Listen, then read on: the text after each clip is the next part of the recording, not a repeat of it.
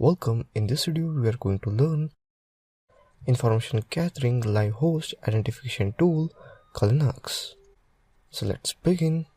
Open the terminal in Linux and type where is xprobe2.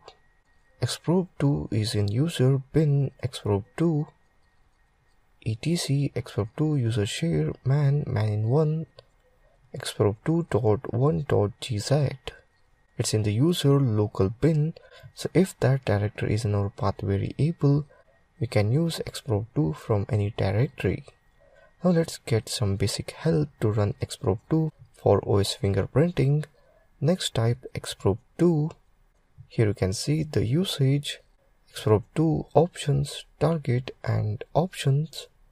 Now let's try fingerprinting an unknown system and next type xprobe2 google.com. xprobe2 tells us with the 100% probability that the system is foundry networks ironware. This is the gigabyte switch on the google.com domain and next type xprobe2 space -l. By default, xprobe2 uses all of its modules, but we can remove modules by using the -d switch. For instance, on many networks, the ICMP module will hang and you may need to remove these modules to get xprobe2 to work.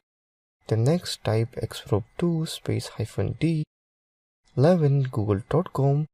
xprobe2 tells us with 100% probability that the system is foundry networks ironware.